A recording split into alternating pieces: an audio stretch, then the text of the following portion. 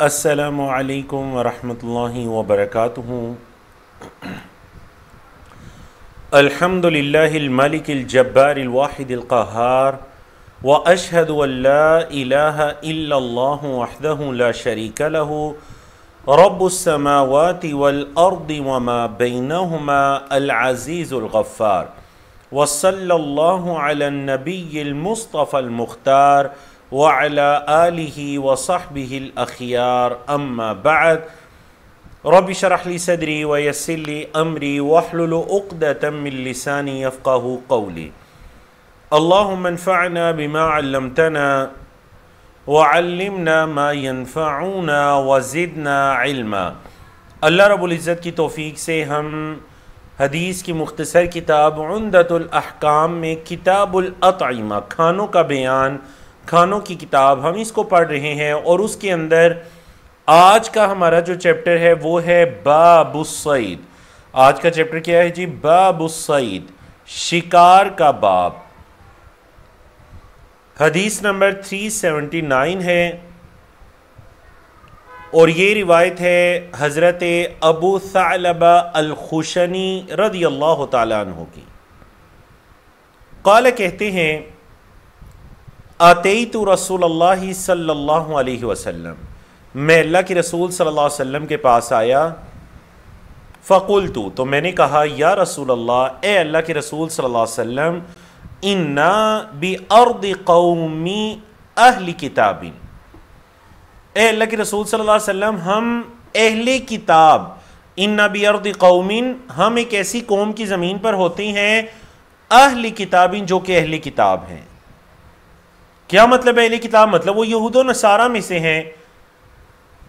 سفر وغیرہ کے دوران ہم کبھی ایسے علاقے سے ہمارا گزر ہوتا ہے جہاں پر اہل کتاب کا وہ علاقہ، ان کی زمینیں ہوتی ہیں۔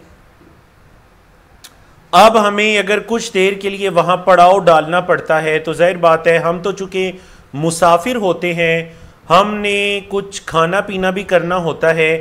أَفَنَأْكُلُ فِي آنِيَتِهِمْ، تو کیا ہم ان کے برتنوں میں کھا پی لیں؟ کیا ہم ان کے برتنوں میں کھا پی لیں؟ یہ پہلا سوال تھا ان کا، حضرت ابو ثعلبہ کا۔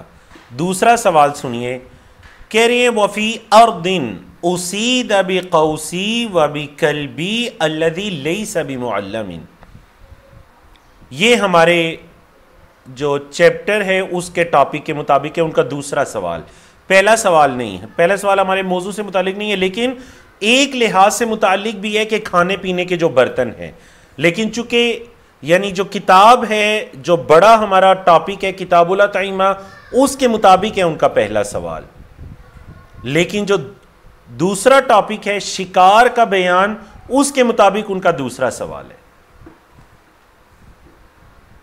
کہہ رہے ہیں، وَفِي أَرْضٍ، اور ایک ایسی جگہ پر ہوتے ہیں، ایسی زمین میں، أُصِيدُ بِقَوْسِي، کہ میں شکار کرتا ہوں، سادہ یصیدو، شکار کرنا، میں شکار کرتا ہوں، بقوسی، اپنے قوس کے ساتھ، نیزے وغیرہ کے ساتھ، وبکلبی، اور اپنے کتے وغیرہ کے ساتھ، الذی لیس بمعلم، ایسا کتا جو سکھایا گیا نہیں ہے، لیس بمعلم، جو کہ تعلیم دیا گیا نہیں ہے، ٹرین نہیں ہے، وہ ان ٹرین ہے۔ تو اب وہ بھی کلبی المعلم، اور کبھی اپنے ایسے کتے کے ساتھ شکار کرتا ہوں جو معلم ہوتا ہے، سکھایا گیا ہوتا ہے، ٹرین ہوتا ہے۔ فما یصلح لی، تو کیا چیز میرے لیے صحیح ہے؟ سوال آپ کو دونوں سمجھ آ گئے نا؟ قال علیہ الصلاۃ والسلام، اللہ کے رسول صلی اللہ علیہ وسلم نے فرمایا، دونوں جواب دیے ترتیب کے ساتھ، اما ما ذکرتا، ابو ثعلبہ جو آپ نے ذکر کیا، یعنی کہ من آنیت اہل الکتاب، اہل کتاب کے برتنوں کے بارے میں جو آپ نے ذکر کیا نا، فَإِن وَجَدْتُمْ غَيْرَهَا فَلَا تَأْكُلُوا فِيهَا، اگر تو تمہیں ان کے برتنوں کے علاوہ دوسرے برتن مل جائیں تو پھر ان برتنوں میں مت کھاؤ۔ وَإِن لَمْ تَجِدُوا، اور اگر تم نہ پاؤ، مطلب دوسرے برتن نہ ہو، چونکہ تم مسافر ہو، زیادہ برتن تمہارے پاس نہیں ہوتے، اگر تمہیں ان اہل کتاب کے برتنوں کے علاوہ کھانے پینے کے لیے کوئی برتن نہ ملے فَغْسِلُوهَا وَكُلُوا فِيهَا تو پھر ان کو اچھی طرح دھو لو اور ان میں کھاؤ پیو. تو یہ پہلے سوال کا جواب ہو گیا. یہیں پر اس سوال کی ہم شرح بھی کر لیتے ہیں کہ دیکھیں اہل کتاب کے برتنوں میں پہلے تو کھانے سے روک دیا گیا کہ اگر دوسرے برتن ہوں تمہارے برتن اگر سفر میں پاس رکھ سکتے ہو یا اہل کتاب کے علاوہ کوئی اور برتن میسر آ سکتے ہیں تو تم ان میں کھاؤ پیو, اور اگر نہیں تو پھر ان کو دھو کر استعمال کر لو. وجہ یہ تھی کہ اہل کتاب وغیرہ کچھ حرام چیزوں کے اندر بھی پڑ چکے تھے. بعض اوقات وہ ان برتنوں کے اندر شراب نوشی وغیرہ بھی کیا کرتے یا کچھ ایسے جانور جو حلال نہیں ہے. بعض اہل کتاب یا ان کے کچھ افراد اپنے برتنوں کے اندر ان جانوروں کو بھی پکایا کرتے تھے. تو اس لیے فرمایا اگر مجبوری ہے دوسرے برتن نہیں ملے تو پھر انہیں دھو لو اور ان میں کھاؤ پیو. اب دوسرا سوال سنیے. دوسرا سوال کیا تھا کہ اللہ کے رسول صلی اللہ علیہ وسلم کبھی کبھار میں اپنے تیر وغیرہ کے ساتھ اور اپنے کتے کو بیچ کر شکار کرتا ہوں, اور کبھی ایسا کتا میرے ساتھ ہوتا ہے جو معلم نہیں ہے, ٹرین نہیں ہے, اور کبھی ایسا کتا ہوتا ہے جو ٹرین ہے, معلم ہے. فرمایا وَمَا صِدْتَ بِقَوْسِكَ اے ابو ثعلبہ, اور جو آپ شکار کریں نا اپنے تیر وغیرہ کے ساتھ فَذَكَرْتَ اسم اللہ علیہ, اور آپ اس پر اللہ کے نام کو پڑھ لیں, فَقُلْ تو پھر کھائیے. آپ نے تیر وغیرہ مارتے ہوئے بسم اللہ پڑھا تھا, جیسی آپ اس کو کمان سے چھوڑ رہے تھے تو آپ نے بسم اللہ پڑھا تھا تو پھر آپ کھائیے. فَقُلْ وَمَا صِدْتَ بِكَلْبِكَ الْمُعَلَّمِ, اور جو آپ شکار کریں اپنے ٹرین کتے کے ساتھ, کلب کا مطلب کتا اور المعلم ٹرین سکھایا گیا, اپنے ٹرین کتے کے ساتھ جو شکار کریں فذکرت اسم اللہ علیہ, اور آپ اس پر اللہ کا نام پڑھ لیں, فکل تو اس کو بھی کھا لیجئے. اب سوال کا ایک پہلو رہ گیا کہ اگر وہ کتا ٹرین نہیں ہے, وَمَا صِدْتَ بِكَلْبِكَ غَيْرِ الْمُعَلِّمِ, اور اے ابو ثعلبہ آپ کا وہ کتا جو کہ غیر معلم ہے,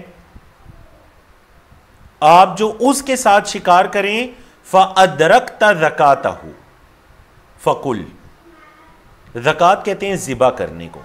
مطلب یہ کہ وہ کتا ٹرین نہیں تھا, اس نے کسی ہرن وغیرہ کو, کسی خرگوش وغیرہ کو, کسی جانور کو شکار کو روک کر رکھا, اور اتنی دیر میں آپ وہاں پہ پہنچ گئے, وہ جانور بھی زندہ تھا, ادرکت زکاتہ, آپ نے اس کے ذبح کو پہنچ لیا, فَقُلْ تو پھر آپ کھائیے, پھر آپ کھائیے. تو کیا پتا چلا کہ اگر وہ ان ٹرین ہے اور آپ کے جانے سے پہلے وہ شکار مر چکا ہے تو پھر آپ مت کھائیے. کیوں؟ کیونکہ وہ ان ٹرین تھا.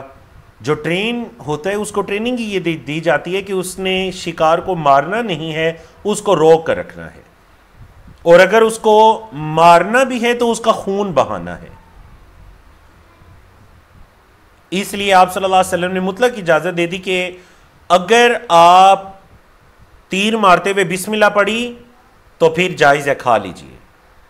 اگر آپ کا وہ جو کتا وغیرہ ہے وہ ٹرین ہے, کھا لیجئے.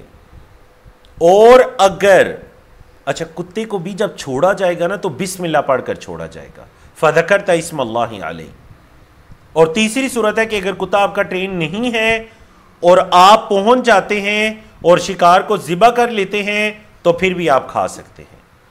اور اگر آپ پہنچے شکار مر چکا ہے تو پھر آپ کے لیے وہ کھانا جائز نہیں ہے, وہ حرام ہے, وہ مردار کے حکم میں. مسئلے کے اندر مزید تفصیل حدیث 380 سے آپ کو پتہ چلے گی. یہ طویل حدیث ہے اور میرا خیال ہے اس کی بہت زیادہ شرح بھی کرنے کی ضرورت نہیں ہے حدیث 380 کی انشاءاللہ, کیونکہ حدیث اتنی طویل ہے کہ اس کے اندر ساری چیزیں واضح ہیں. دوسری حدیث 379 کی طرف واپس آتے ہیں. دو مسائل ہیں دیکھیں. ایک تو یہ کہ صحابہ کرام کی کتنی ہرس تھی, کھانے پینے کے بارے میں بھی سوال آ کر نبی کریم صلی اللہ علیہ وسلم سے کیا کرتے تھے. عام سوال کھانے پینے کے بارے میں بھی سوال آ کر آپ صلی اللہ علیہ وسلم سے کرتے ہیں.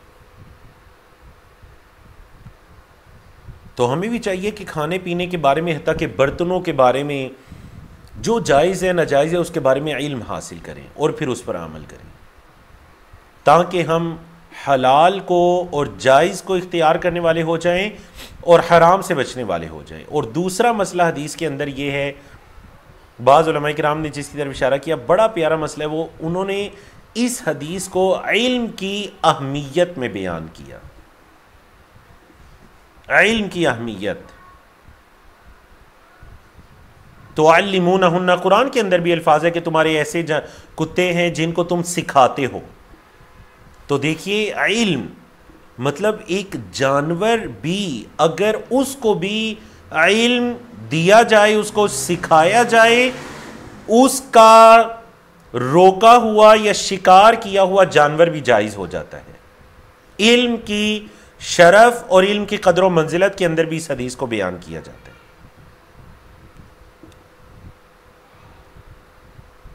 چلتے ہیں جی حدیث 380 کی طرف، اور یہ حمام بن حارث کی روایت ہے جو عدی بن حاتم سے روایت کرتے ہیں. اور عدی بن حاتم آپ کے علم میں ہے، یہ حاتم طائی کے بیٹے ہیں، عدی بن حاتم ہیں.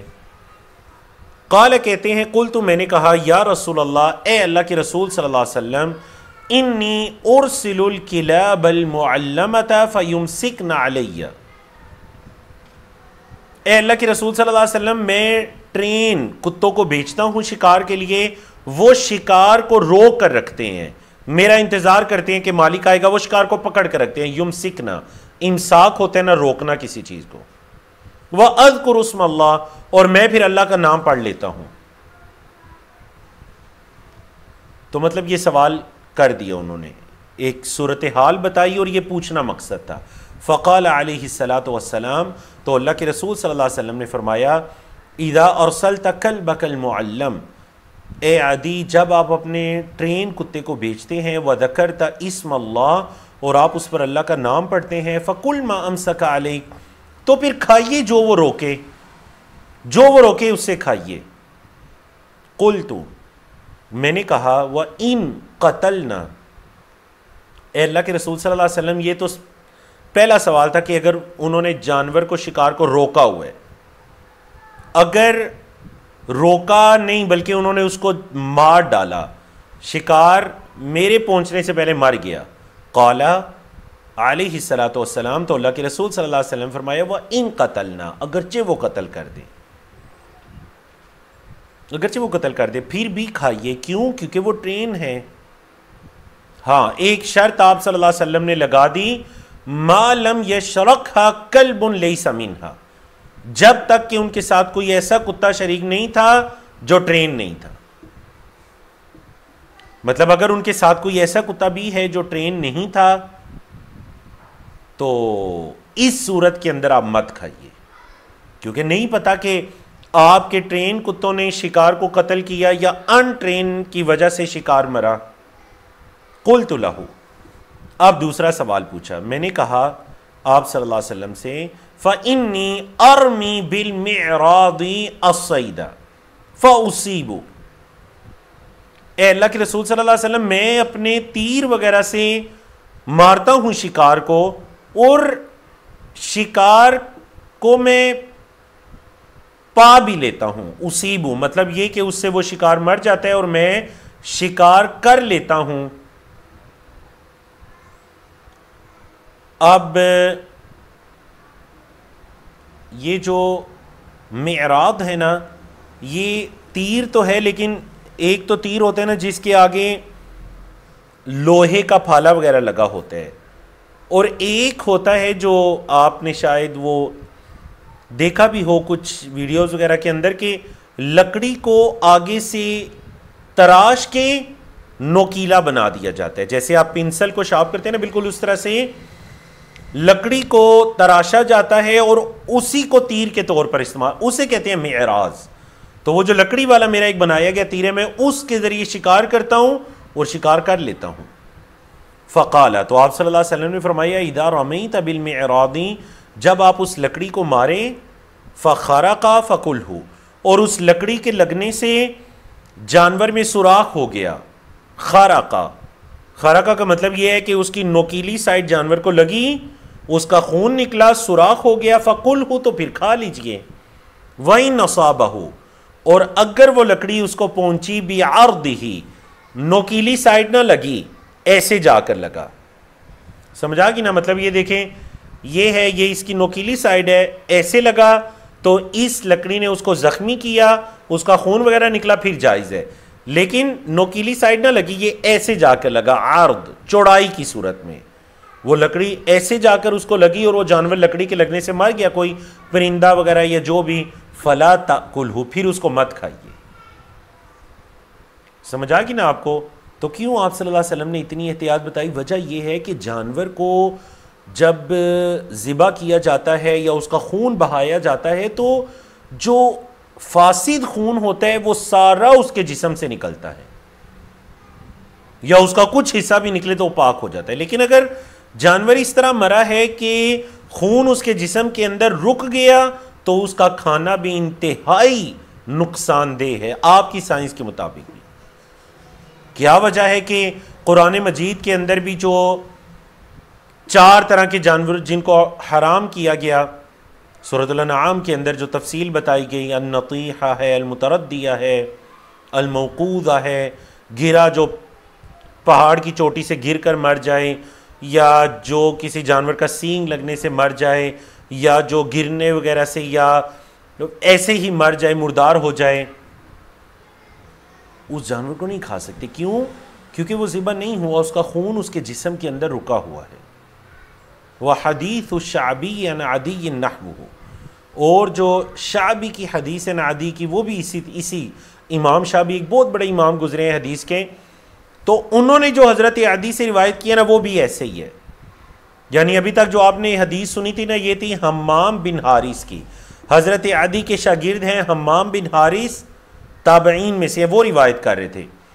اب امام شعبی کی جو حدیث ہے اس کے اندر کچھ اضافہ ہے، وفیہ، اور اس میں یہ الفاظ بھی ہیں، الا ان یاکل الکلب،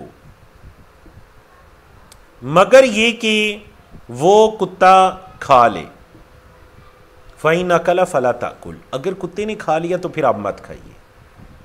قلب معلم اور غیر معلم میں یہی فرق ہوتا ہے کہ جو معلم ہوتا ہے وہ کھاتا نہیں ہے، وہ روک کر رکھتا ہے، اور غیر معلم شکار کرنے کے بعد خود سے کھانا شروع ہو جاتا ہے. تو آپ صلی اللہ علیہ وسلم نے فرمایا کہ اگر اس کتے نے اس کو کھانا شروع کر دیا تھا تو پھر آپ مت کھائیے، کیونکہ وہ جائز نہیں ہے. فَإِنِّي أَخَافُ أَن يَكُونَ إِنَّمَا أَمْسَكَ عَلَى نَفْسِهِ، کیونکہ مجھے یہ ڈر ہے کہ ایسا نہ اس نے اپنے لیے وہ شکار کیا ہو. وَإِنْ خَالَطَهَا كِلَابٌ مِّنْ غَيْرِهَا فَلَا تَأْكُلْ، اور اگر دوسرے کتے خلط ملط ہو جاتے ہیں تو پھر آپ اس کو مت کھائیے. مطلب دوسرے ان ٹرین کتے بھی ساتھ شریک ہو جاتے ہیں تو پھر آپ مت کھائیے. فَإِنَّمَا سَمَّيْتَ عَلَى كَلْبِكَ، کیونکہ آپ نے اپنے کتے کو تو چھوڑتے ہوئے بسم اللہ کہا تھا، سمیت، آپ نے اللہ کا نام لیا تھا. وَلَمْ تُسَمِّ عَلَى غَيْرِهِ، دوسرے پر تو آپ نے اللہ کا نام نہیں پڑھا تھا. سمجھا گی نا آپ کو حدیث کی؟ وَفِيهِ، اور اس حدیث کے اندر یہ لفظ بھی ہیں کہ اِذَا أَرْسَلْتَ كَلْبَكَ الْمُكَلَّبَ فَاذْكُرِ اسْمَ اللَّهِ عَلَيْهِ، جب آپ اپنے ٹرین کتے کو بھیجیں تو اس پر اللہ کا نام پڑھ لیں. فَإِنْ أَمْسَكَ عَلَيْكَ، اگر وہ آپ روک کر رکھے، فَأَدْرَكْتَهُ حَيًّا فَاذْبَحْهُ، آپ گئے اور وہ حی تھا، زندہ تھا وہ جانور، تو اس کو ذبح کر لیں. وَإِنْ أَدْرَكْتَهُ قَدْ قَتَلَ، اور اگر آپ نے اس کو اس حالت میں پایا کہ وہ اس کو قتل کر دے، اس کتے نے، اس ٹرین کتے نے اس کو قتل کر دیا، لیکن وَلَمْ يَأْكُلْ مِنْ، خود اس سے کچھ نہ کھایا، قتل کر دیا، خود اس سے کچھ نہ کھایا، فَقُلْهُ، تو پھر آپ کھا لیجئے، پھر کھا لیجئے. فَإِنَّ أَخْذَ الْكَلْبِ زَكَاتُهُ، کیونکہ جو آپ کا ٹرین کتا ہے نا، اس کا جو پکڑنا ہوتا ہے نا شکار کو، وہ اس کا ذبح کرنا ہوتا ہے. اس نے جو شکار کو پکڑا تو وہ گویا اس کے ذبح کرنے کے حکم میں ہے. اللہ اکبر. قربان جائے نبی کریم صلی اللہ علیہ وسلم پر جو اپنے صحابہ کے لیے حلال و حرام کو اتنا واضح کریں. دیکھیں نا جو پیچھے آپ نعمان بن بشیر والی حدیث پڑھ کر آئے تھے، ان الحلال بین و ان الحرام بین، پچھلے سیشن میں ہم نے پڑھی تھی نا کہ بے شک حلال بھی بڑا واضح ہے اور بے شک حرام بھی بڑا واضح. دیکھیں اتنے تفصیلی مسائل بیان کرنے کے بعد بھی کوئی کہہ سکتا ہے کہ اس کے لیے یہ معاملہ واضح نہیں ہو رہا. آپ صلی اللہ علیہ وسلم نے کتنی تفصیل کے ساتھ بتا دیا. کیوں؟ کیونکہ عرب کے اندر اس دور میں اور آج کے دور میں بھی شکار کرنا اس کو ایک بڑا اچھا مشغلہ سمجھا جاتا تھا. ایسے ہی ہے جی. اور اللہ آپ میں سے بھی جس کو موقع عطا کرے شکار کیجئے. مجھے ذاتی طور پر شکار کرنا بہت پسند ہے، اور ظاہر بات ہے ہمارے ہاں تو یہاں پر دوسرا کوئی شکار نہیں ہوتا، لیکن یہ ہے کہ مچھلی وغیرہ کا شکار کرنا میں نے 20 مرتبہ اپنی زندگی میں کیا، اور بہت رغبت اور شوق کے ساتھ. تو بہت اچھا شوق ہے، اللہ اکبر. اور اس کے احکام و مسائل تفصیل، لیکن مچھلی کے ظاہر بات ہے وہ آپ پڑھ چکے ہیں. مچھلی کے احکام و مسائل زیادہ نہیں ہیں، کیونکہ مچھلی اگر جو مردہ بھی ملے تو وہ اس کا کھانا بالکل جائز ہے، اور یہ ہم پچھلے سیشن کے اندر اس بارے میں مسئلہ پڑھ چکے ہیں. تو بہرحال یہ آپ صلی اللہ علیہ وسلم نے تفصیل کے ساتھ مسائل کو بیان کیا. حدیث نمبر 380 ابھی چل رہی ہے. وفیہ ایدن، اور اسی حدیث کے اندر یعنی کہ امام شعبی کی روایت کے اندر یہ الفاظ بھی ہیں، اذا رمیت بسہمک فاذکر اسم اللہ علیہ، جب آپ اپنا تیر ماریں تو تیر کو مارتے ہوئے، تیر کو چھوڑتے ہوئے اللہ کا نام اس پر پڑھ لیں. وفیہ، اور اسی حدیث میں یہ الفاظ بھی ہیں، فَإِنْ غَابَ عَنْكَ يَوْمًا أَوْ يَوْمَيْنِ، اگر وہ شکار آپ سے غائب ہو جائے، کوئی ہرن وغیرہ تھی، خرگوش وغیرہ تھا، آپ نے تیر مارا اور وہ شکار غائب ہو گیا، اس کو تیر لگا لیکن وہ رکا نہیں، وہاں پر بھاگ گیا، آپ سے وہ غائب ہو جائے 1 دن یا 2 دن. وفی روایتین، اور ایک روایت کے لفظ ہیں الیومین والثلاثہ، 2 دن یا 3 دن. پھر آپ صلی اللہ علیہ وسلم نے ایک اور شرط لگا دی، فَلَمْ تَجِدْ فِيهِ إِلَّا أَثَرَ سَهْمِكَ، آپ اس کے اندر اور کوئی چیز نہیں دیکھ رہے سوائے اپنے تیر کے نشان کے. فَقُلْ إِنْ شِئْتَ، اگر آپ چاہتے ہیں تو اس کو کھا لیجئے. مطلب یہ کہ وہ جانور آپ کو مردہ حالت میں ملا اور آپ نے دیکھا کہ اس کے جسم پر تو آپ کا تیر کا نشان ہے اور کوئی نشان نہیں ہے، مطلب کسی درندے وغیرہ نے یا جانور نے اس کی چیڑ پھاڑ نہیں کی، پھر اگر آپ چاہتے ہیں تو کھا لیں، آپ کا دل مانتا ہے تو. وَإِن وَجَدْتَهُ غَرِيقًا فِي الْمَاءِ، اور اگر آپ اس کو پانی میں غرق ہوتا ہوا پائیں، مطلب آپ نے اس پرندے وغیرہ کو مارا پھر وہ پانی کے اندر آپ کو ملا، فَلَا تَأْكُلْ، تو پھر مت کھائیے. خشکی میں اگر ملا اور اس پر صرف آپ کے تیر کا نشان تھا تو کھا لیجئے. تری میں ملا، پانی میں ملا، پھر مت کھائیے. وجہ آپ صلی اللہ علیہ وسلم نے حکمت بیان کی، فَإِنَّكَ لَا تَدْرِي، کیونکہ آپ کو نہیں پتا، الماء قتلہ او سہمک، کہ اس کو پانی نے قتل کیا ہے یا آپ کے تیر نے. مطلب آپ کو نہیں پتا کہ وہ پانی میں گرنے کی وجہ سے مرا ہے ڈوب کر، یا پھر آپ کے تیر کی وجہ سے مرا ہے. شاید آپ کے تیر کی وجہ سے نہ مرا ہو، پانی میں ڈوب کر مرا ہو، تو اس صورت کے اندر تو اس کا کھانا انتہائی نقصان دہ ہے، اس کو مت کھائیے. اللہ اکبر. اللہ رب العزت راضی ہو صحابہ کرام سے جنہوں نے آپ صلی اللہ علیہ وسلم کی اتنی تفصیلی احادیث اور اتنے ماشاءاللہ ضبط کے ساتھ اور الفاظ کی حفاظت کرتے ہوئے اس امانت کو اپنے بعد والوں تک پہنچا دیا. آج اگر ہم طالب علم بھی نبی کریم صلی اللہ علیہ وسلم کی احادیث کو پڑھ رہے ہیں، پڑھا رہے ہیں، تو کچھ نیا نہیں کر رہے، ہم وہ جو ایک تسلسل چلا آ رہا ہے صحابہ کرام کے زمانے سے، ہم تو اس سلسلے کی ایک لڑی بن رہے ہیں کہ جیسے انہوں نے یہ حدیث آگے پہنچائی، ہم بھی ان حدیث کا فہم، ان حدیث کی سوچ سمجھ فقہ ہم اپنے بعد والوں کے لیے پہنچا دیں. اللہ ان سے بھی قبول کرے اور اللہ ہم سے بھی اپنی بارگاہ میں قبول و منظور فرمائے. اللہ ہمارے اساتذہ کرام کے لیے بھی اس کو صدقہ جاریہ بنا دے. حدیث 381 ہے، سالم روایت کرتے ہیں حضرت عبداللہ بن عمر سے، جو حضرت عمر بن خطاب کے بیٹے ہیں حضرت عبداللہ. قال کہتے ہیں سمعت رسول اللہ صلی اللہ علیہ وسلم یقول، میں نے اللہ کے رسول صلی اللہ علیہ وسلم کو سنا، فرما رہے تھے من اقتنى کلبا الا کلب صید او ماشیہ، جس نے کوئی کتا پالا سوائے شکار کے کتے کے یا ماشیہ کہتے ہیں جو جانور وغیرہ ہوتے ہیں، جانوروں کی حفاظت کے لیے جو کتا وغیرہ پالا جاتا ہے یا شکار کے لیے پالا جاتا ہے، ان دو صورتوں کے علاوہ جس نے کتا پالا فَإِنَّهُ يَنْقُصُ مِنْ أَجْرِهِ كُلَّ يَوْمٍ قِيرَاتان، تو ہر دن اس کے اجر سے 2 قیرات کم ہوتے رہیں گے. بولے ہر دن اس کے اجر سے 2 قیرات کم ہوتے رہیں گے.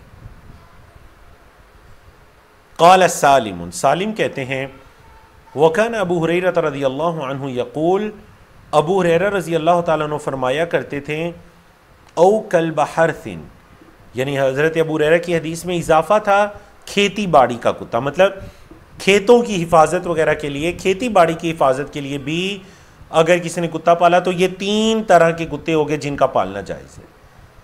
وَكَانَ صَاحِبَ حَرْثٍ، اور چونکہ ابو ہریرہ رضی اللہ تعالیٰ عنہ خود سے بھی کھیتی باڑی کرنے والے تھے تو اس طرح سے وہ کہا کرتے تھے کہ کھیتی باڑی کے لیے بھی کتا کرنا پالنا جائز ہے. یہ حدیث میں ذکر ہے.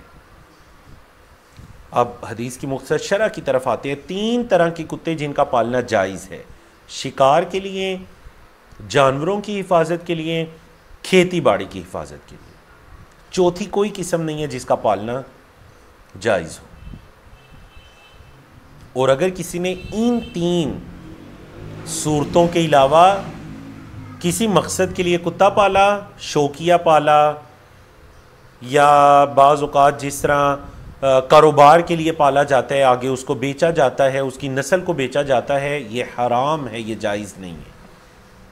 اس کے اجر و ثواب سے، جو وہ نیک اعمال کرتے ہیں اس کے اجر و ثواب سے روزانہ 2 قیرات کم ہوتے رہیں گے. روزانہ اس کے اجر و ثواب سے 2 قیرات کم ہوتے رہیں گے. قیرات اصل میں ایک پیمانہ ہے. جس حدیث کے اندر نبی کریم صلی اللہ علیہ وسلم نے قیرات کا وہ جو حدیث ہے نا جنازے کے بارے میں کہ آپ صلی اللہ علیہ وسلم نے فرمایا جو کسی کے ساتھ گیا اور نماز جنازہ تک رکا تو اس کے لیے 1 قیرات اجر ہے، اور دفن تک رکا تو اس کو 2 قیرات ملیں گے. بولے اس کو کتنے قیرات ملیں گے؟ 2 قیرات. وہ جو قیرات ہے نا اس کے بارے میں تو علماء کرام نے کہا، بلکہ حدیث کے الفاظ ہیں کہ جو قیرات ہے وہ مثل جبل احد، وہ احد پہاڑ کی مانند ہے. لیکن یہ جو قیرات ہے یہ احد پہاڑ جتنا نہیں، لیکن جتنا بھی ہے اس بارے میں مختلف اقوال ہیں، لیکن پھر بھی اجر و ثواب سے روزانہ کمی ہوتی رہے گی 2 قیرات. اس وجہ سے یہ جو ہے نا ایک شوقیہ گھروں میں کتے پال لیے جاتے ہیں بالکل جائز نہیں ہے، کیونکہ آپ صلی اللہ علیہ وسلم نے دوسری حدیث کے اندر یہ ارشاد فرمایا کہ جس گھر کے اندر کتے یا تصویر ہوتی ہے رحمت کے فرشتے اس گھر میں داخل نہیں ہوتے، ملائکہ اس گھر میں داخل نہیں ہوتے، وہ گھر والے اللہ کی رحمت سے محروم رہتے ہیں. اس وجہ سے یہ جو ایک ٹرینڈ چل چکے ہیں نا کہ کسی نے کتے پالے ہوئے ہیں طرح طرح کی، جی یہ فلاں نسل کا ہے، یہ فلاں نسل کا ہے، اور یہ بہت صاف ستھرا ہے، یہ ایسے ہے، جتنا مرضی صاف ستھرا ہو، اگر ان 3 مقاصد کے لیے نہیں ہے، شکار کے لیے، کھیتی باڑی کی حفاظت کے لیے اور جانوروں کی حفاظت کے لیے، اگر ان 3 مقاصد کے لیے نہیں ہے تو اس کا پالنا بالکل جائز نہیں ہے. حدیث نمبر 382 کی طرف چلتے ہیں، اور یہ بھی تھوڑی تفصیلی حدیث ہے. حضرت رافع بن خدیج کی روایت ہے، قال کہتے ہیں کننا مع النبی صلی اللہ علیہ وسلم بذی الحلیفہ من تہامہ. یہ جو تہامہ کے پاس ذی الحلیفہ ہے نا، ہم نبی کریم صلی اللہ علیہ وسلم کے پاس کے ساتھ وہاں پہ تھے. فَأَصَابَ النَّاسَ جُوعٌ، تو لوگوں کو بڑی سخت بھوک لگ گئی. اب لوگوں کو جب بھوک لگی فَأَصَابُوا إِبِلًا وَغَنَمًا، تو تو لوگوں نے اونٹ اور بکریوں کو پایا. وَكَانَ النَّبِيُّ صلی اللہ علیہ وسلم فی اخریات القوم, اور آپ علیہ الصلوۃ والسلام آخر میں تھے. مطلب وہ جب قافلہ چل رہا ہوتا ہے نا تو آپ صلی اللہ علیہ وسلم بالکل آگے نہیں تھے بلکہ پیچھے تھے. یہ جو آگے والے ہیں نا انہیں اب بھوک لگی, اب سوچ رہے ہیں کیا کریں. فَعَجَّلُوا, انہوں نے جلدی سے کام لیا. وَذَبَحُوا وَنَصَبُوا الْقُدُورَ, انہوں نے جلدی سے کام لیا, جانوروں کو ذبح کیا اور ہنڈیے چڑھا دی. قدر ان کی جمع قدور, ہنڈیا, دیگے چڑھا دی انہوں نے. اب جب نبی کریم صلی اللہ علیہ وسلم کو پتہ چلا, یہاں پر اس حدیث کی شرح بھی سن لیں کہ اصل میں یہ جنگ سے واپسی کا واقعہ ہے, اور یہ جو بکریاں اور اونٹ انہوں نے ذبح کیے تھے نا, پکا کر کھائیں ہمیں بھوک لگی ہے, یہ اصل میں مال غنیمت کے تھے. تو مال غنیمت ابھی صحابہ کرام کے درمیان تقسیم نہیں ہوا تو اس کا استعمال کرنا کیسے جائز ہو گیا. اب جب نبی کریم صلی اللہ علیہ وسلم, ظاہر بات ہے وہ قافلے کے پچھلے حصے میں تھے, جب آپ صلی اللہ علیہ وسلم تشریف لائے, بتایا گیا کہ کچھ لوگوں کو بھوک لگی تھی تو انہوں نے کچھ جانوروں کو ذبح کیا, بکریوں کو, اونٹوں کو, اور انہوں نے تو دیگے وغیرہ چڑھا دیے پکانے کے لیے. فَأَمَرَ النَّبِيُّ صلی اللہ علیہ وسلم بِالْقُدُورِ فَأُقْفِئَتْ, تو آپ علیہ الصلوۃ والسلام نے حکم دیا اور دیگوں کو الٹا دیا گیا, ضائع کر دیا گیا. اللہ اکبر. اسی حدیث سے علماء کرام نے ایک بڑا اہم مسئلہ یہ ثابت کیا ہے کہ بعض اوقات وہ کھانا یا وہ چیز جو ویسے تو جائز ہوتی ہے لیکن کسی سبب کی وجہ سے اس کا کھانا حرام ہو جاتا ہے, اس کو تلف کرنا جائز ہے. مطلب ادھر یہ بھی تو ہے نا, دیکھیں رزق ہے, وہ بکریاں اور اونٹ تو بالکل اللہ کے لیے ان کو ذبح کیا گیا تھا, صحابہ کرام نے ذبح کیا تھا, مطلب ان کے کھانے میں تو حرج نہیں محسوس ہوتا, لیکن وہ سارے مسلمانوں کا مال تھا, کچھ لوگ کس طرح سے ان کو کھا پی سکتے تھے. تو یہ آپ صلی اللہ علیہ وسلم کا تعلیم دینا تھا, اور جو مال سب کا ہوتا ہے اس کی شدت کو بیان کرنا تھا کہ کچھ لوگ کس طرح اس کو استعمال کر سکتے ہیں. تو آپ صلی اللہ علیہ وسلم نے حکم دیا, دیچکیوں کو الٹا دیا گیا. ثم قسم فعدل 10 من الغنم ببعیر, پھر آپ صلی اللہ علیہ وسلم نے تقسیم کیا اور 10 بکریوں کو ایک اونٹ کے برابر قرار دیا. مطلب اونٹ کے اندر 10 حصے ہوئے, جس طرح کے اگر کسی کو ایک بکری دی گئی تو ایک اونٹ کے اندر 10 لوگوں کو شریک کیا گیا. اسی سے علماء کرام نے یہ مسئلہ بھی ثابت کیا کہ اونٹ کے اندر قربانی کے موقع پر 10 لوگ بھی شریک ہو سکتے ہیں, 10 لوگ بھی شریک ہو سکتے ہیں. ٹھیک ہے جی.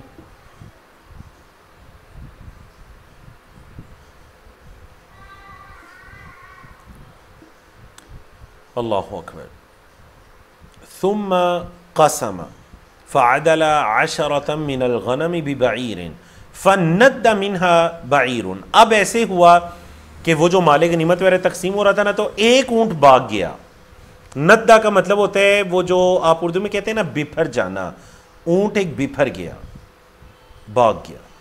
فطلبوه فاعیاهم, کچھ صحابہ اس کے پیچھے گئے, اس کی طلب میں گئے, تو اس اونٹ نے ان کو تھکا کر رکھ دیا.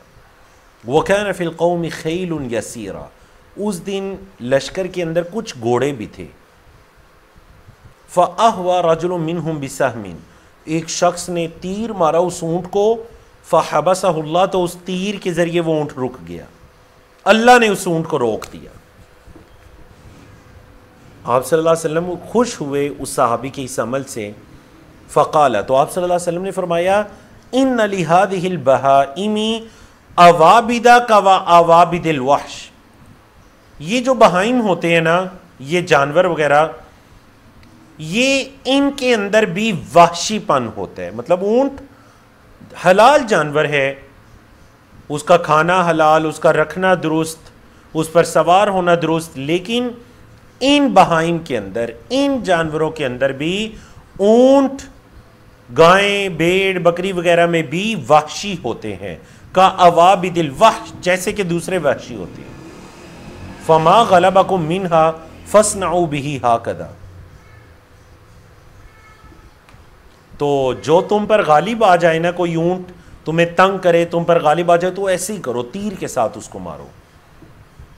قالا، رافع کہتے ہیں قلت، میں نے کہا یا رسول اللہ، اللہ کے رسول صلی اللہ علیہ وسلم، ان لاقوا العدو غدا، اللہ کے رسول صلی اللہ علیہ وسلم کل ہم نے دشمن کا آمنا سامنا کرنا ہے، جنگ لڑنی ہے، ولیست معنا مدن، ہمارے پاس تو چھریاں بھی نہیں ہیں، افنذبح بالقصب، تو اللہ کے رسول صلی اللہ علیہ وسلم کیا ہم لکڑیوں وغیرہ کے ساتھ ذبح کر سکتے ہیں؟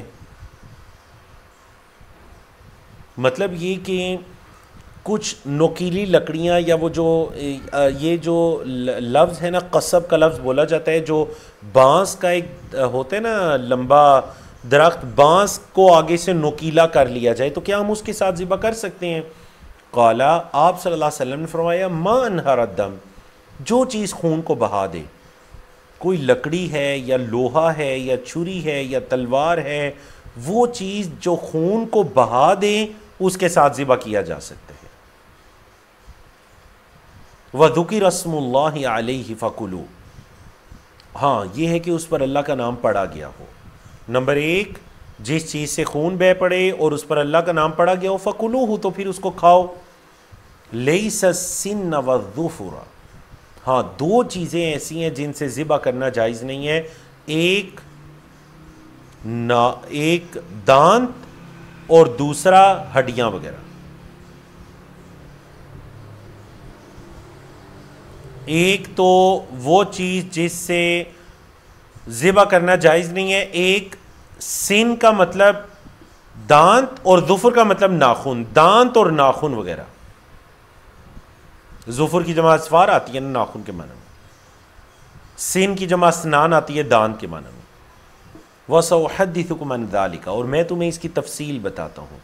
آپ صلی اللہ علیہ وسلم فرمائے کہ جو میں دو چیزوں سے منع کر رہا ہوں نا، دانت سے یا ناخن سے، میں تمہیں اس کی تفصیل بتاتا ہوں۔ اما السن فعظم، یہ جو دانت ہوتے ہیں نا، یہ تو ہڈی کے حکم میں ہے، دانت وغیرہ ہڈی کے حکم میں ہے، تو دانتوں سے ذبح کرنا جائز نہیں ہے۔ وَأَمَّا الظُّفُرُ، اور جو ناخن وغیرہ ہے نا، فَمُدَ الْحَبَشَ، تو یہ حبشیوں کی چھریاں ہیں۔ حبشی جو ہے نا، وہ اپنے جانوروں کو اپنے ناخنوں وغیرہ سے ذبح کر لیا کرتے ہیں۔ ظاہر بات ہے جب ناخن ان کے کچھ بڑے ہو جاتے ہیں، اور حبشی تھے، ان کی جسامت اور ان کی قوت، تو فرمایا یہ تو حبشیوں کا طریقہ ہے، یہ بھی جائز نہیں ہے۔ دو چیزیں ہیں جن سے ذبح کرنا چاہیے، اس کے علاوہ ہر وہ چیز جسے خون بہہ پڑے اس سے ذبح کرنا جائز ہے۔ تو اس سے جدید دور کے اندر یہ مسئلہ ہو گیا کہ جو آج کل مشینوں وغیرہ پر ذبح کیا جاتا ہے، تو یاد رکھیے گا اگر تو مشینوں پر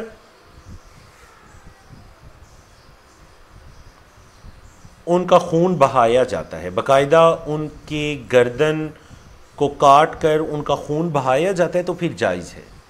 اور اگر وہ مشینیں اس طرح کی ہیں کہ انہیں کوئی ضرب لگا کر انہیں بے جان کر دیا جاتا ہے اور وہ مر جاتے ہیں اور پھر بعد میں انہیں کاٹ لیا جاتا ہے، تو پھر بالکل جائز نہیں ہے۔ مجھے کچھ یورپین دوستوں نے بتایا کہ بعض ایسی جگہ ہیں جہاں پر جانوروں کو ضرب لگا دی جاتی ہے اور وہ بے ہوشی کی حالت میں یا بعض مر بھی جاتے ہیں اس ضرب کے لگنے سے، اور پھر بعد میں ان کو کاٹ لیا جاتا ہے۔ اس طرح نہیں ان کو ذبح وغیرہ کیا کاٹا جاتا، کیونکہ اس طرح ان کا قابو کرنا مشکل ہوتا ہے۔ تو اگر ایسی ضرب سے وہ مر جاتے ہیں تو پھر انہیں بعد میں اگر ذبح بھی کر لیا جاتا ہے یا انہیں کاٹ لیا جاتا ہے تو ان کا کھانا جائز نہیں ہے۔ سمجھا گی نا آپ کو؟ اور اگر وہ مشینیں ایسی ہیں کہ خون بہایا جا رہا ہے ان کے ذریعے اور بسم اللہ وغیرہ پڑھی جا رہی ہے، تو پھر ان کا ذبح کرنا بالکل، ان کا کھانا پینا بالکل جائز ہے۔ اب یہاں پر ایک مسئلہ خاص کر جو باہر ممالک میں رہنے والے ہیں ان کو بہت زیادہ درپیش آتا ہے، کیونکہ ہمارے ہاں تو برِ صغیر پاک و ہند میں اگر آپ نے خاص کر چکن وغیرہ لینی ہے یا جانور، تو آپ اپنے سامنے ذبح کروا سکتے ہیں، لیکن یورپین کنٹریز کے اندر اور عرب کنٹریز کے اندر بھی اب آپ اپنے سامنے ذبح نہیں کروا سکتے۔ جو ذبح ہوئی چیز آپ کے سامنے ہوگی آپ نے اس کو لینا ہوگا، خریدنا ہوگا۔ بعض لوگوں کو میں نے دیکھا سعودی عرب کے اندر بھی وہ کہتے ہیں جی یہ چکن کھانا جائز نہیں ہے، کیوں؟ کہتے ہیں جی یہ تو بیلجیم سے آ رہا ہے یا یورپین کنٹریز سے آ رہا ہے، اور دیکھیں وہاں پر تو اکثر جو کام کرنے والے ہیں وہ مسلمان بھی نہیں ہوتے، وہ اللہ کا نام وغیرہ نہیں پڑھتے۔ نمبر 1، اگر آپ کسی اسلامی ممالک میں ہیں اور ہم نے اپنے اساتذہ کرام سے، سعودی عرب میں جو ہمارے اساتذہ کرام پروفیسرز تھے، ان سے ہم نے یہ بات پوچھی تھی کہ ہمارے کچھ لوگ جو ہیں وہ چکن کھانے کے بارے میں شکوک و شبہات میں مبتلا ہیں۔ انہوں نے یہ بتایا، اور یہ بات بالکل ایسے ہی ہے، کہ جو کمپنیز ہیں جو مال لیتی ہیں وہ اس چیز کو یقینی بناتی ہیں کہ ان کمپنیز کے اندر کام کرنے والے مسلمان ہیں اور ذبح ہوتے ہوئے ان پر بسم اللہ پڑھی جا رہی ہے۔ اب چونکہ یہ اہتمام کرتے ہیں، اس کے بعد آپ کھا لیجئے، اور آپ اس کو کاٹتے ہوئے اور کھاتے ہوئے بسم اللہ پڑھیے اور آپ کھا لیجئے۔ اگر بالفرض اس جانور پر اللہ کا نام نہیں پڑھا گیا تو میں اور آپ جو عوام الناس ہیں، ہم اللہ کے ہاں مجرم نہیں ہیں، وہ مجرم ہیں جو اتھارٹیز ہیں، جن کو یہ پتا تھا کہ نہیں پڑھا جا رہا اور پھر بھی یہ چیزیں عوام میں آ رہی تھی، وہ اللہ کے ہاں جواب دیں۔ سمجھا کہ نا آپ کو مسئلے کی؟ تو یہ آپ کہہ لیجئے جو نبی کریم صلی اللہ علیہ وسلم کی حدیث سے جدید دور کے مسائل ثابت ہو رہے تھے۔ آج کی ہم یہ آخری حدیث پڑھتے ہیں، کیونکہ یہ باب الاضاحی ہم مکمل کرتے ہیں کتاب الاطعمہ، اور آنے والے سیشن میں انشاءاللہ کتاب الاشربہ، پینوں کا بیان، جو ڈرنکس ہیں، پینے کی چیزیں ہیں، ان میں کیا جائز ہے اور کیا جائز نہیں ہے، انشاءاللہ ہم اس کے بارے میں پڑھیں گے۔ کتاب الاطعمہ کا آخری چیپٹر ہے جس میں ایک حدیث ہے، اور وہ ہے باب الاضاحی۔ اضاحی جمع ہے اضحیہ کی، قربانی۔ قربانیاں دو طرح کی ہیں نا، ایک جس کو آپ کہتے ہیں ہدی، جو کہ حاجی، حج قران اور حج تمتع کرنے والا حاجی جو قربان کرتا ہے وہ ہدی کہلاتی ہے، اور اس کی جمع ہے ہدایا، وہ ہدی کہلاتی ہے، وہ قربانی نہیں ہے۔ کچھ لوگ مسئلہ بھی پوچھتے ہیں نا کہ جی ہمارے والد صاحب حج پہ گئے ہوئے ہیں، انہوں نے وہاں بھی قربانی کی ہے، تو آپ کیا ہم یہاں پہ قربانی کر لیں اپنے ملک میں یا نہ کریں، وہ کفایت کر جائے گی؟ تو یاد رکھیے گا جو انہوں نے وہاں پہ کی ہے نا، وہ اضحیہ نہیں ہے، وہ بقرہ عید کی قربانی نہیں ہے، وہ ان کے حج کی قربانی ہے، اور اس کو تو عربی میں قربانی کہا بھی نہیں گیا، اس کو عربی میں ہدی کہا گیا ہے۔ فرق کیجئے، حج کے موقع پر جو قربان ہوتی ہے وہ ہدی ہے، عید الاضحیٰ کے موقع پر جو قربان ہوتی ہے وہ اضحیہ ہے، جس کی جمع اضاحی ہے۔ اور آپ کے علم میں ہے بعض علماء کرام نے قربانی کو فرض کہا، اور بعض علماء کرام نے اس کو سنت موقدہ کہا، کیونکہ آپ صلی اللہ علیہ وسلم نے اپنی زندگی کے تمام سالوں میں قربانی کی، اور چونکہ کچھ احادیث اتنی سخت ہیں کہ جو استطاعت رکھتا ہے اور وہ قربانی نہ کرے وہ ہماری عیدگاہ کے قریب بھی نہ آئے۔ اسی سے علماء کرام نے کہا اتنی سخت وعید ہے، اس کو کہا گیا کہ وہ عیدگاہ کے قریب بھی نہ آئے جو قربانی کے باوجود، استطاعت کے باوجود قربانی نہیں کرتا۔ تو اس سے پتہ چلا کہ فرض ہے۔ واللہ عالم، دونوں طرح کے اقوال موجود ہیں۔ حضرت انس کی حدیث ہے، عن انس بن مالک رضی اللہ عنہ قال، نبی کریم صلی اللہ علیہ وسلم کے خادم حضرت انس بن مالک رضی اللہ تعالیٰ عنہ فرماتے ہیں، ضحى النبی صلی اللہ علیہ وسلم بکبشین املحین اقرنین، نبی کریم صلی اللہ علیہ وسلم نے دو مینڈوں کو ذبح کیا، دو مینڈوں کو ذبح کیا۔ کبشین مینڈا، دو مینڈے۔ املحین،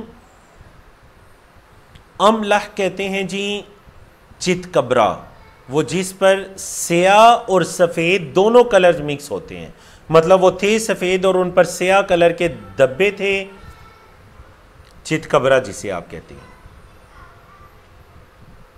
املحین تھے وہ۔ اقرنین، بڑے سینگوں والے، قرن سینگ کو کہتے ہیں، اقرن زیادہ سینگوں والے۔ کیا مطلب؟ مطلب یہ کہ ان کے اچھے بڑے بڑے سینگ تھے جنہیں آپ صلی اللہ علیہ وسلم نے ذبح کیا۔ آپ صلی اللہ علیہ وسلم نے قربانی کی تو اللہ کے رسول صلی اللہ علیہ وسلم نے کیا کیا جی؟ دو مینڈے جو چت کبرے تھے، بڑے سینگوں والے تھے، اللہ کے رسول صلی اللہ علیہ وسلم نے ان کو قربان کیا. ذبحہما بیدہ، آپ صلی اللہ علیہ وسلم نے انہیں اپنے ہاتھ سے ذبح کیا.